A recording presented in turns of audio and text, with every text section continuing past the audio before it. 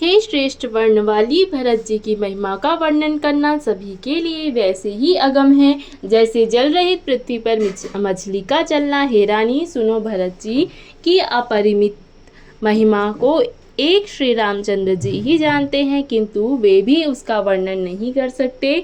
इस प्रकार प्रेम पूर्वक भरत जी का प्रभाव का वर्णन करके फिर पत्नी के मन की रुचि जानकर राजा ने कहा, लक्ष्मण जी लौट जाएं और भरत जी वन को जाए, इसमें सभी का भला है और यही सबके मन में है। परंतु हे देवी, भरत जी और श्री रामचंद्र जी का प्रेम और एक दूसरे पर विश्वास बुद्धि और विचार की सीमा में नहीं आ सकता। यद्यपि श्री रामचंद्र जी समता की सीमा है, तथापि भरत जी प्रेम और ममता की सीमा है। भरत जी ने समस्त परमार्थ स्वार्थ और सुखों की ओर स्वप्न में भी मन से कभी नहीं ताका। श्री राम जी के चरणों का प्रेम ही उनका साधन है और वही सिद्धि है। मुझे तो भरत जी का बस यही एकमात्र सिद्धांत जान पड़ता है। राजा ने बिलख कर कहा, भरत जी भूलकर भी श्री रामचंद्र जी की आज्ञा को मन से भी नहीं टालेंगे, अतः स्नेह के वश होकर चिंता नहीं करना चाहिए। श्री राम जी और भरत जी के गुणों की प्रेम पूर्वक गणना करते कहते सुनते पति पत्नी को रात पलक के समान बीत गई। प्रातःकाल दोनों राज समाज जागे और नहा नहा कर देवताओं की पूजा करने लगे। श्री रघुनाथ जी स्नान करके गुरु वशिष्ठ जी के पास गए और चरणों की वंदना करके उनका रुख पाकर बोले, हे नाथ, भरत अवधपुरवासी तथा माताएं सब शोक से व्याकुल और वनवास से दुखी हैं। मिथिलापति राजा जनक जी को भी समाज सहित क्लेश रहते बहुत दिन हो गए, इसलिए हे नाथ, जो उचित हो वही कीजिए, आप ही के हाथ सभी का हित है। ऐसा कहकर श्री रघुनाथ जी अत्यंत ही सकुचा गए। उनका शील स्वभाव देखकर प्रेम और आनंद से मुनि वशिष्ठ जी पुलकित हो गए।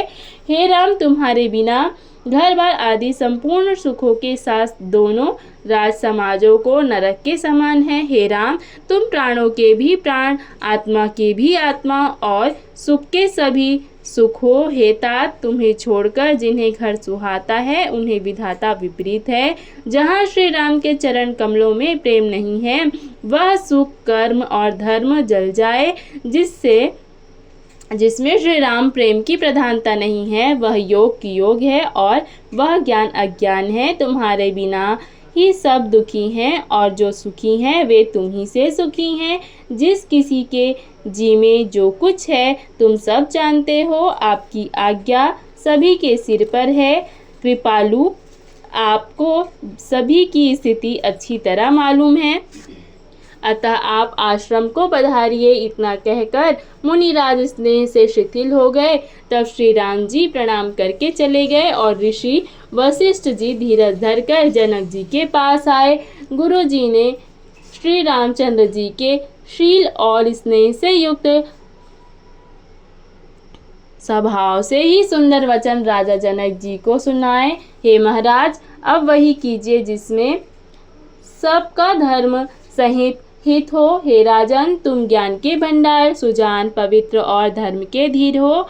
इस समय तुम्हारे बिना इस दुविधा को दूर करने में और कौन समर्थ है। मुनि वशिष्ठ जी के वचन सुनकर जनक जी प्रेम में मग्न हो गए। उनकी दशा देखकर ज्ञान और वैराग्य को भी वैराग्य हो गया, अर्थात उनके ज्ञान वैराग्य छूट से गए।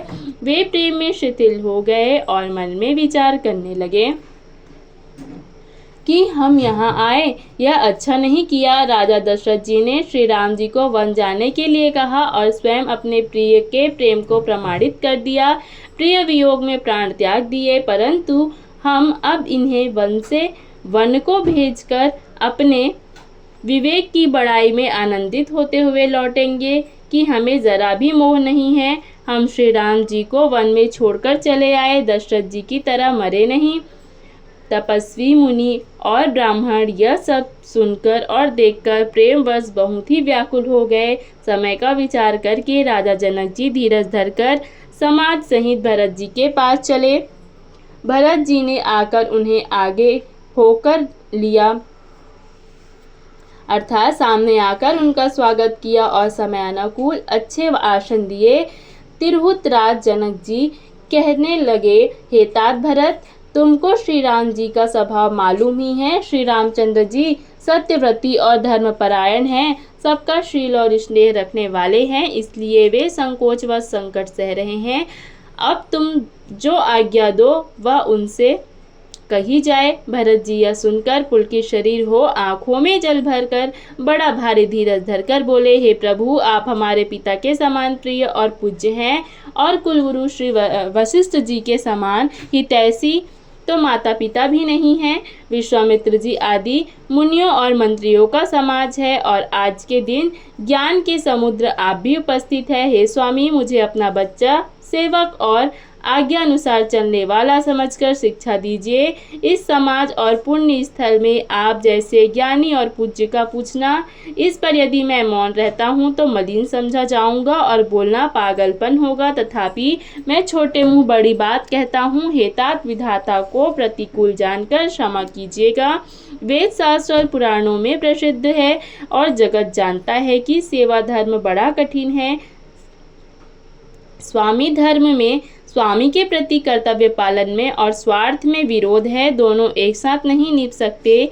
वैर अंधा होता है और प्रेम को ज्ञान नहीं रहता। मैं स्वार्थवश कहूँगा या प्रेमवश, दोनों में ही भूल होने का भय है। अतएव मुझे पराधीन जानकर मुझसे ना पूछकर श्री रामचंद्र जी के रुख, धर्म और व्रत को रखते हुए जो सबके सम्मत और सबके लिए हितकारी